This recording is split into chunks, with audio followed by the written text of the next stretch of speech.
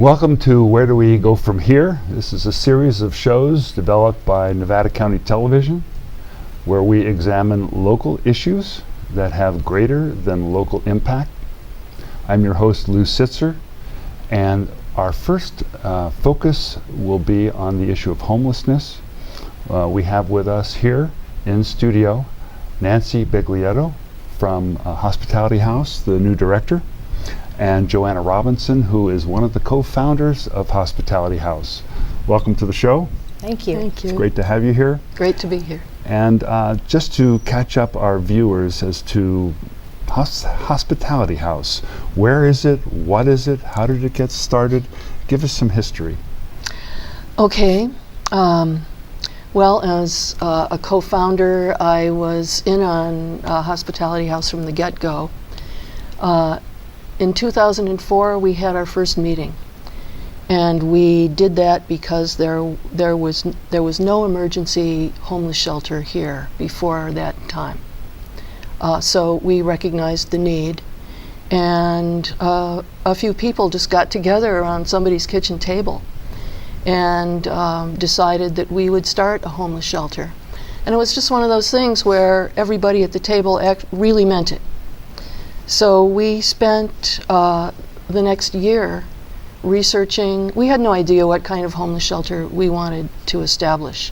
So we spent the next year researching that, different kinds of homeless shelters. We got some very good mentoring from the Gathering Inn, which is the shelter in Roseville in Auburn, and also from the shelter in Chico. So we went and visited them, and they came and spoke to us, and we decided upon a nomadic shelter. And that is the kind of shelter where you engage faith communities, and you go around to a different faith community each night. And so they're hosting the overnight program. And then also some faith communities can bring dinner. And it might be the same faith community if it's a large enough space and enough people. And sometimes the faith communities teamed up. One would bring dinner and the other would be hosting. And that was, as a side issue, a wonderful thing for the faith community here in Nevada County to be collaborating on a project. It was fun and helpful for them. So we opened our doors in November of 2005. We had 4 guests we had 7 guests that night. We had 4 faith communities signed on. So in the beginning, we were only open 4 nights a week. We had more volunteers than we had guests at the very beginning. But word travels fast in the homeless community, the people on the street. So pretty soon, more people were coming, and more churches and other faith communities were joining up with us. And by the end, when we moved into our own building, we had 30 faith communities working to form Hospitality House. We opened that first night in the basement of the it's really the back room of the Unitarian Church, the Unitarian Universalist Community of the Mountains. Was that in Nevada City? No, that was in Grass Valley, as it still is. And we were a come as you are shelter. So people could come however they were. If people had been drinking, that was okay. If they were on drugs, it was okay in the beginning. We had a bus then. We engaged a bus to drive everybody to the different, whatever faith community was hosting that night. So we quickly moved into our own apartment. We actually rented an apartment in Grass Valley and opened our own welcome center there. So everybody came there in the afternoon and waited around. Everybody checked in. How did you fund something like that, renting an apartment and begin to develop a structure? We had done a count. We realized in the beginning that homeless people in Nevada County were relatively invisible. So we decided to draw attention to the fact that they existed and there was actually quite a homeless population. We did a count, a formal count, following HUD guidelines. That's the Department of Housing and Urban Development. And it was the first count that ever was done in Nevada County. We did it in Pioneer Park in Nevada City, and we counted 242 people, including about 40 children. And the guidelines said, whatever number you count, you should double to get a more accurate idea of how many people are actually there. So it was about 500 people. And that made headlines and was a big surprise to a lot of people. And we did that while announcing that we wanted to open a homeless shelter. So we were just a group of people. We started out maybe 6 or 7 people. And then we started having meetings and more people started coming, and it was there was a core group, but people were coming and going and contributing their ideas. And we got a 501c3 and started collecting money. Nonprofit. Right. But we collected money before we had a 501c3. The minute we started opening our mouths about wanting a homeless shelter in Nevada County, people started giving us money. The community, once they understood that there were homeless people here, the community was concerned about that and cared a lot about it. So we got that kind of monetary support and also encouragement. So we had this apartment, and we never asked permission for any of this. We were not involved with government, or we didn't have permits. We just did it because we thought it was the right thing to do, and we didn't need to ask permission. So we're in this apartment, and we've got these folks coming around, and some people didn't like it. So they called the city of Grass Valley and complained, and the city sent the police, and they were going to shut us down, actually. And the hue and cry that went up in the rest of the community was really prodigiously impressive. It was quite wonderful.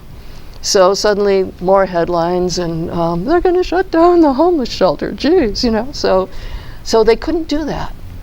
And so I think they gave us a temporary permit or something.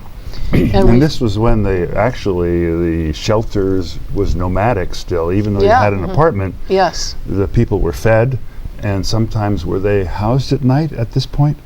Oh, absolutely. Yeah, that was the whole point, was to house people at night. We were doing it now 7 nights a week at different faith communities. People got there by bus. And so, yeah, they were different faith communities were bringing food every night.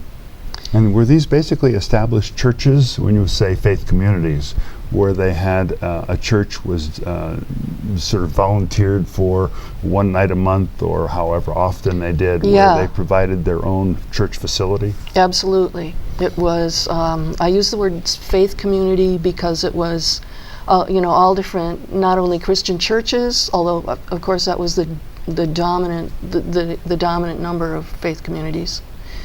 But the Jewish Community Center, the Buddhists were helping out. The Baha'is. It was a real community effort. Yeah, ecumenical. Yeah. So yes, it was a community effort. It was and is a shelter run by the community. And yet, you found that there were steps to be taken that were better than busing people from one facility to another each day. We had the Welcome Center. We were a cold weather shelter at that time, meaning we shut down during the warmer months. We moved from the apartment in 2006 to the parsonage at the Grass Valley United Methodist Church. By this time, we had decided to stop being a come-as-you-are shelter. We became a zero tolerance for drugs and alcohol shelter. We did that because there were problems with people coming when they were inebriated. And people were starting to use Hospitality House as a means of, as a part of their recovery program from alcoholism and using drugs. And even some judges were assigning people to hospitality house instead of sending them to jail, because they knew it was a safe place to be, and we were breathalyzing people every day to make sure they weren't drinking. So we became very much a place where people could feel safe, and that was our number one priority. And so then, yes, it became clear that, I mean, we did the nomadic model for 8 years. Mm-hmm. It became a little difficult for the faith communities after all that time. Mm-hmm. And we predicted that. We'd been told that would happen. So in 2010, our director, Cindy Maple, applied for a grant to get it was $1 million grant to get a building of our own. And we received that grant. That was a grant from whom? From HUD. Okay. So we received $1 million grant. And we had by that time decided to go year-round. And that was also a requirement of the grant, so it was a good thing. It was stressful to go year-round because it took a lot more money. But we did that, and the community stepped up. We finally, in 2011, identified a building that we could actually buy, so we did. And that was a big issue, because to find a building that was suitable for the neighborhood, because it was an issue that people didn't want it in their backyard. There was an issue with that, yes. We identified 2 buildings before that. One, actually, it turned out the guy decided not to sell it, but the other one, there were, I think they're called CCNRs. Right. So it was in a complex of buildings where you couldn't have an overnight situation. And they didn't discover that until literally the night before escrow closed. But then we found a better place. So we've always felt we were in some kind of guardian angel's hands. So right. we found a better place where we are, which is on Sutton Way in Brunswick, up the street from Knight's Paint. But I do have a wonderful story about that I really think is important. When we moved into the parsonage on South Church Street in Grass Valley, that is mostly a residential neighborhood. We did then get a use permit, and there was a hearing. And we had gone around to the neighbors and explained what we were going to do. And many of them showed up at our hearing in front of the city council to speak on behalf of having the Welcome Center there in their neighborhood. In favor of. In favor of it. Right. And I think it's important for us to know that that's who we are in this community. We're not afraid of welcoming. Yeah, we're not afraid of tackling the problem of poverty and homelessness. And we have this excellent history to build on and be proud of and reflect upon. So we got the building. In 2013, we moved into the building in December. In January of 2013, we got another grant, and that was another federal grant to enable us to help people get housed. So we had case managers helping our guests and other homeless people in the community to come in and meet with the case managers, and we were identifying affordable housing and putting people into it. That's a very, very difficult job. You were essentially doing the job of government, but what we would normally expect the government to be helping with, and perhaps they were, but you were certainly leading the charge. Yes, we were managing that with their funding. And we were doing a good job because, in the years as they passed, we have, and we're continuing to we've housed over 400 people, homeless people here in Nevada County. One thing to note is Hospitality House serves only residents of Nevada County. And there are ways of finding out who is a resident and who is not a resident, and we're always very, very careful about using those means to find that out. That's a great point to be made, because often the public perception is, well, if we build it, they will come from Right. all over. And really, a lot of people need to understand that most of the people who are homeless here have connections. They've lived here, they have family here, they've worked here, so there's reasons for them to consider this home. I know. I mean, it's true. Most people have lived here for a long time, or they go back. Their family, they go back generations. I mean, we've seen, volunteers come in and see somebody as a guest and say, "Oh, I went to your parents' wedding," or, "Oh, you've been going to my church for the past, 25 years." So, yeah, these are community members who are our homeless population. The first night I came in to cook at Hospitality House, I was, in the kitchen and serving food, and someone came up to me and recognized me, and it was a student I had had 40 years ago. Wow. And it was great to see him again, and we sat down and had dinner together and talked about his becoming sober and moving on, and he was really getting his life together. So, I mean, we have those kinds of associations. Yes, yeah. And in a small community, people recognize each other and they go back, and yeah, it's great. So that is not an uncommon story, actually. Yeah. So that basically takes us to Utah's Place, which is what we named our building that we moved into in 2013.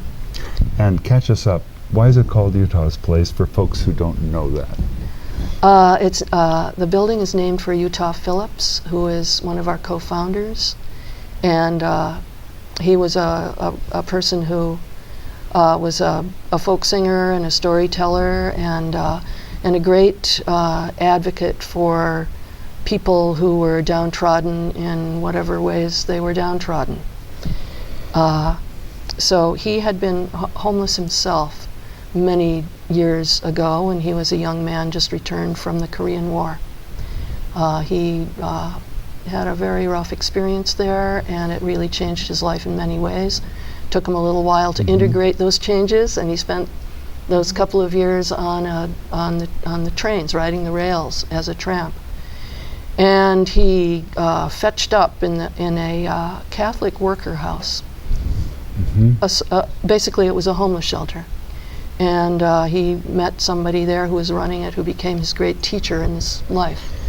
And he wound up working for 8 years in that shelter. So he had a lot of experience, and he was our guiding light in many ways. So we decided to name the building for him. Yeah. And the story of a returning veteran is not uncommon. It's something we're experiencing now. Absolutely. With the veterans who are coming back, Right. and many of whom are homeless. Yes. And have issues, emotional issues that they're really battling with. That's right. PTSD, notably. Utah had PTSD. Not badly, but he had it. Yeah. And so, yeah, that's why we named it for him. It's great. Well, it's time for us to take a break. So stay tuned. We'll be back in a couple of minutes and continuing with Hospitality House, getting to Nancy and another guest. So thank you. I was very, very conscious of the fact that it would take one healthcare crisis that would take all our resources and we could end up homeless. That sense of fear has to be absolutely debilitating. And it's not humane. As a community, that's not a humane way to ask people to live.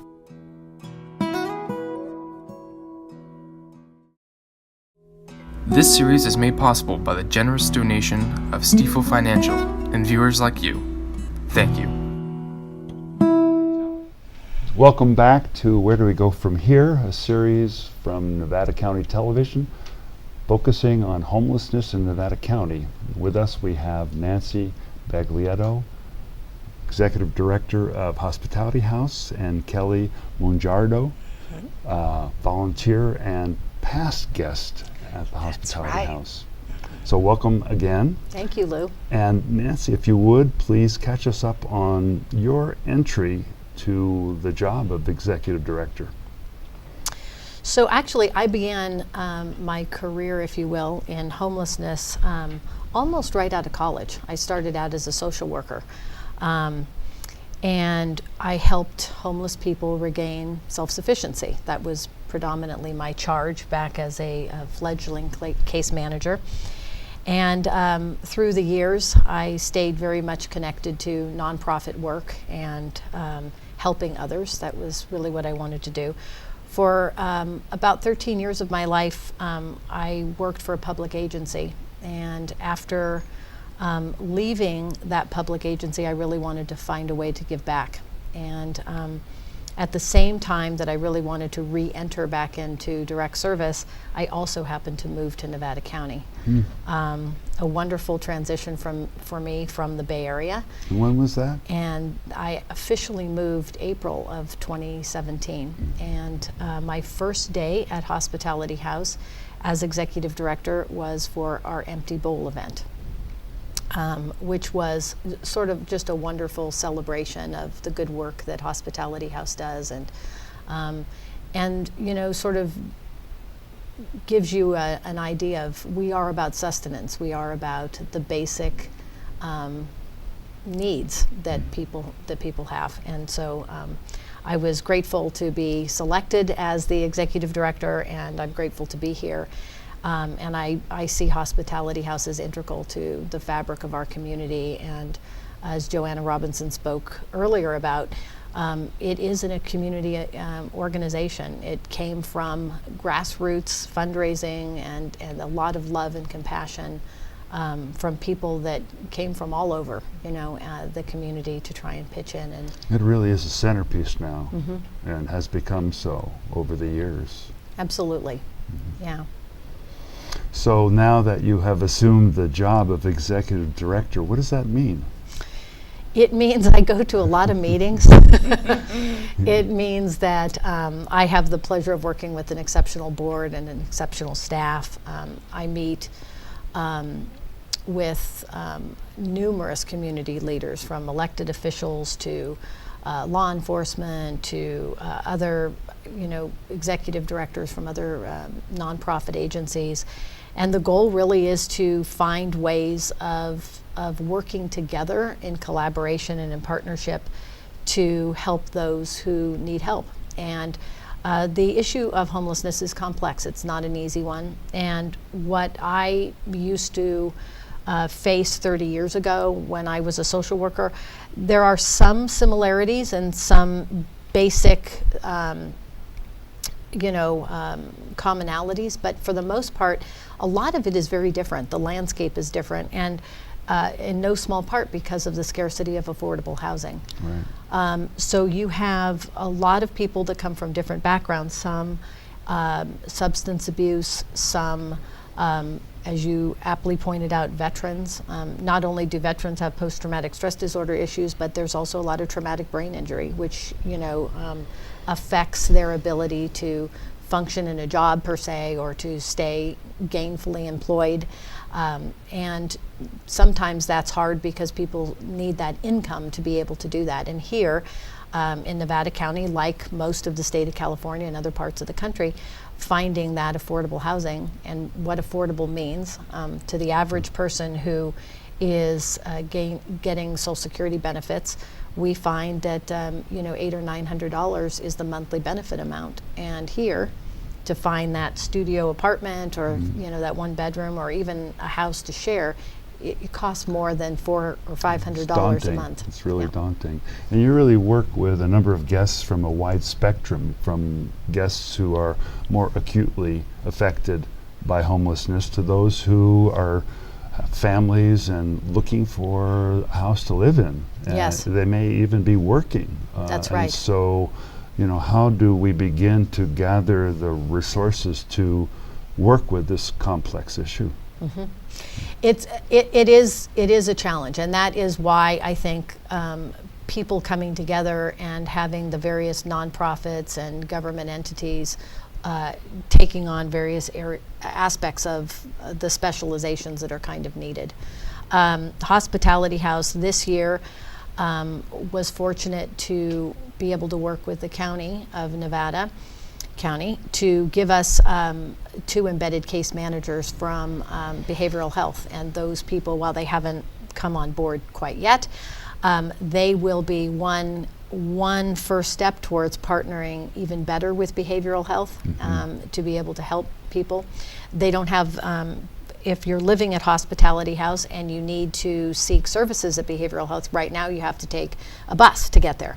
This will sort of eliminate that barrier. Behavioral health will actually be on site at Hospitality House, and that's one way that we can kind of ease that challenge for folks.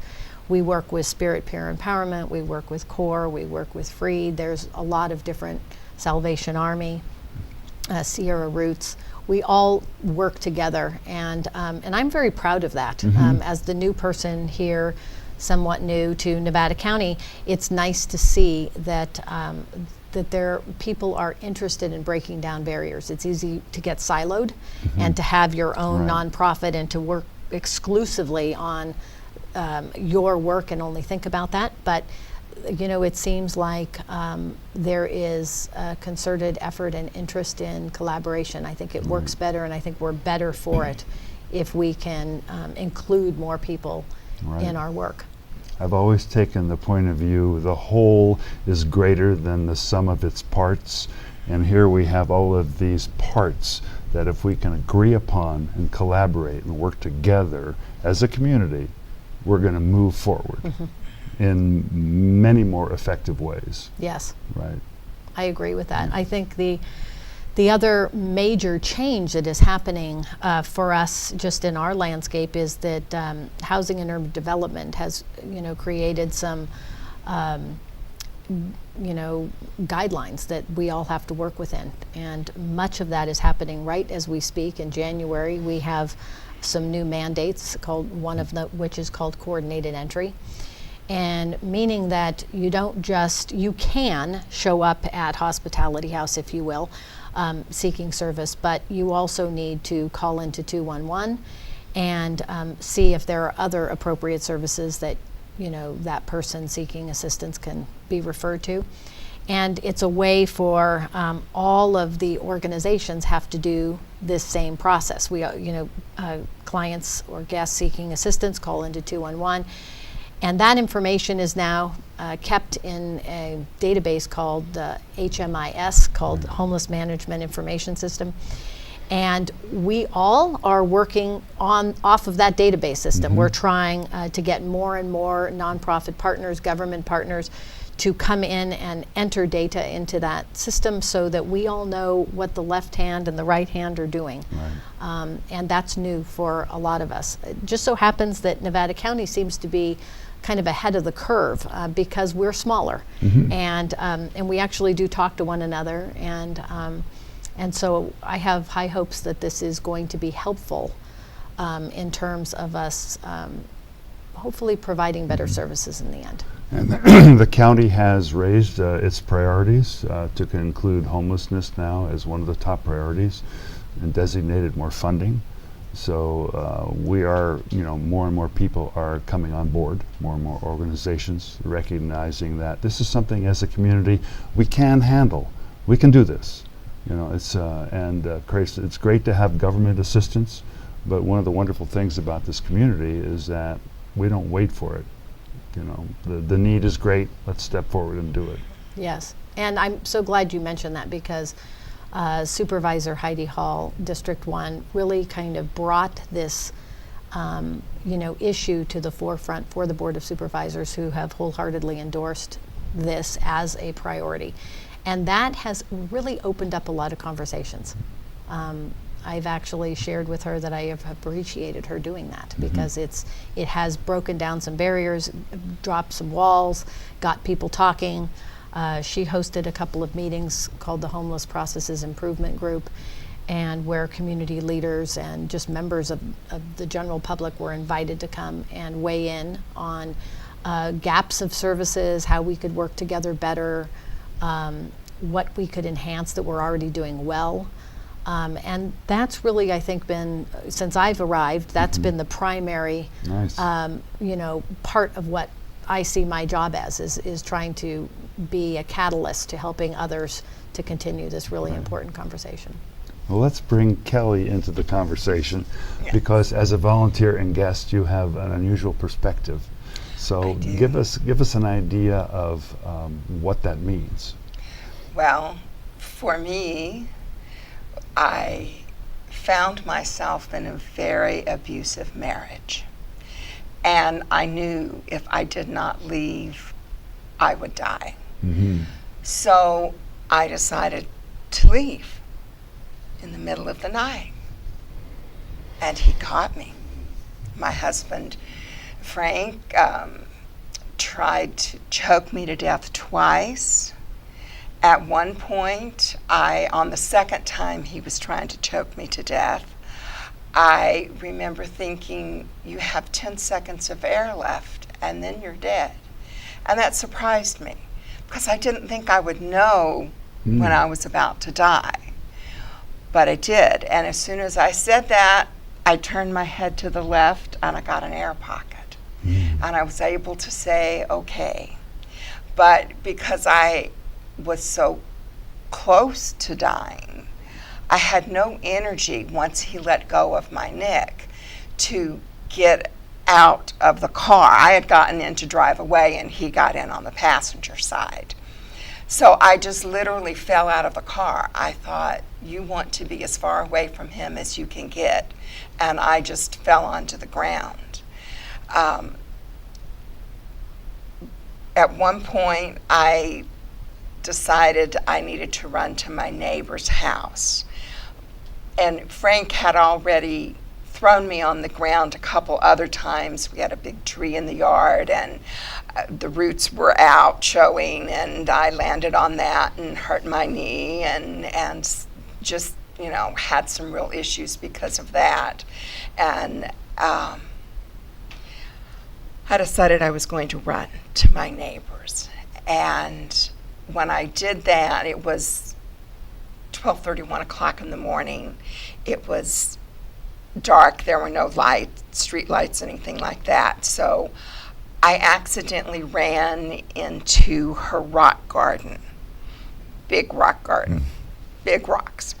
And when I did that, I crushed my left wrist, and my ankle had been hurt on the roots of the tree one time when he threw me down. So I had the whole right side of my face was just bloody and bruised. I ended up needing stitches under my right nostril, and I was a mess. Mm-hmm. And I did get to my neighbors, and we called 911, and the sheriff came. And what happened was I ended up needing 5 surgeries in 3 years just to try and put my body back together. One of the things you find out after a surgery is that you need to go to physical therapy. You need extra things that you would not normally need. And I found myself unable to pay my rent. Mm-hmm. Frank had been ordered by the court to pay spousal support, but was refusing to pay, so I was on a very limited amount of money. And if you can't pay your rent, you can't stay. It's just that simple. Mm-hmm. So I had to go to hospitality house. Mm-hmm. That was a really scary thing for me. Yeah, how long ago was that? I left in July of 2012, and I went to hospitality house in the early summer of 2013. So I had managed to put things together and stay on my own for a year or so. Kelly was at Hospitality House when we were nomadic. I was a nomad, that is right. And when I went to Hospitality House, my wrist was in a brace. I'd had surgery, I had a plate in it, and my ankle was in a boot.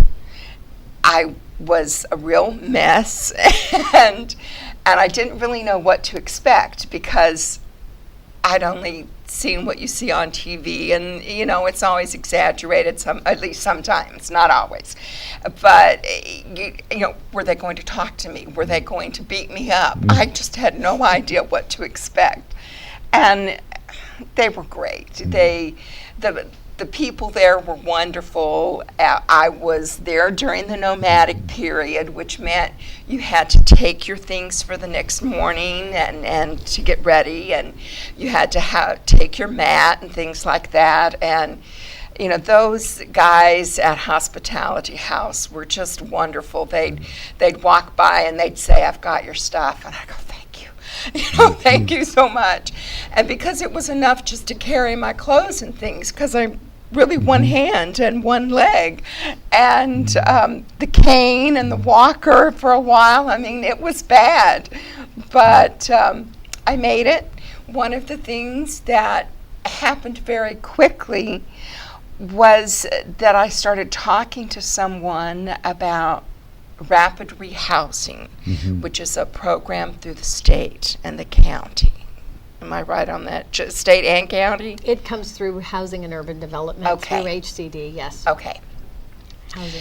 And I was able to get finances in a place where I could get out on my own in a very quick time, in just 2 or 3 months. So I was fantastic. Yes, Yeah. I was very, very fortunate about that. And as part of the rapid rehousing program, the person that is running it comes and checks on you. They stop by once a month and say, "How are you doing? Do you need anything? How's it going?" And they just make sure you're doing okay, that you're able to pay your rent and your utilities, and that you are on that road to success. And I was so grateful for that. I was so grateful for the people that did anything and everything they could to help me. Fantastic, yeah. Nancy mentioned that at Hospitality House, they call you a guest. Yeah. Well, when you have no place to go and you don't know whether you're going to be able to eat or not, and life has just really gotten difficult, when someone comes in and says, "Be our guest, Yeah. we're going to take care of you, we're going to help you put your life back together." Yeah. And they really do that, and they show such respect for you at a time when most people don't even want to know anything about you. It is wonderful. Yeah. What you need. It is empowering. It is you at Hospitality House. They always talk to you with such respect and such concern, genuine concern. Not like, "Oh, I have to be here, so I will put up with you." The people that work and volunteer at Hospitality House really care about you and really want to see you put your life back together.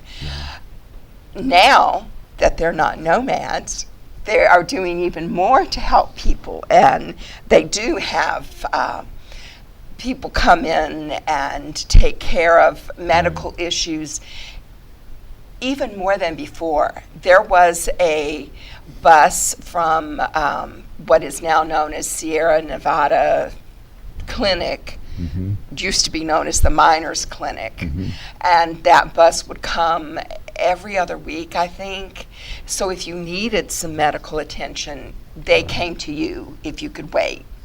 You didn't have to try and get to them. I did not have a car, So I was looking at either walking, or if you have money, you can take a bus. If you don't have money, how are you going to take a bus? And sometimes it's a really long way to walk. So that has really changed in that they have a person on site that kind of coordinates that. And one thing I'd like to say that I think is really important is before I was married, because I was only married 6.5 years when I left, I had worked for 36, 38 years. I had put myself through college. I did not expect to be in that place. And I was the one that when I walked out of my office in Atlanta, there would be homeless people there, and there were a couple fast food restaurants, and I would say, have you eaten today? Come on, let's go get you something to eat. And then to find myself years later in that situation, but on the other side of it, that profound, very profound. And so we never know what the future holds. We never know what life will bring to us. And I am so grateful to be in Nevada County because the people do have this attitude here in Nevada County of a very can-do attitude, a very we will pull together and we will make it happen. And I think it's just a great testament to the people that live here, that they're willing to go out and say, we're going to help you. We're going to put this together and find a way to change lives. And that really is what they do. They change lives. Well, that's great, and I want to thank you for sharing your story. And it not only is it the efforts of Nevada County folks, but also your willingness to make the changes and to do the work that needs to be done to make your life a success. Thank you. That means a lot. And I did walk in the door saying, how soon can I get out of here? Right. And everyone at Hospitality House was so willing to help me make that a relatively fast process. And I was very fortunate because I did have some income, and that made a difference too. Well, Nancy, we need to address the question, where do we go from here? And I'd like to hear what you have to say about whether Hospitality House has some plans, whether you'd like to see government or city step forward in some ways. What do you envision for yourself for the next year? Right now, Lou, there's a lot going on. There's a lot of discussions in the community. For instance, there is hope for a day center that would help the community to have a 24/7 model. I think ultimately the goal was to have one location for that 24/7, but it looks for the interim that it will be in 2 locations, of which I'm proud to say that Hospitality House is part of the 12-hour 24-hour cycle. So there would be a day center for the day, and there would be the evening shelter, which would be Hospitality House continuing to provide emergency shelter beds. So what's happening with that day shelter for the day you mentioned? Yeah, right now it's there's some discussions. It's unclear where it will be located or how it will all unfold, but the goal is within the next year. I think Connecting Point is looking to work with the county to develop that day center. Hospitality House and Spirit Peer Empowerment and several other nonprofits will likely have space at that day center, so we can continue to do very close outreach with the people that, some of the clients that we work with actually are clients because they're outreach clients. They're people that we work with in the community. We have an outreach case manager who does some of that work. We have a housing case manager, as Kelly alluded to, and we have an in-house shelter case manager. So the housing case manager would likely be at that day center, really helping people connect to income and also housing options and making connections with landlords and that kind of thing.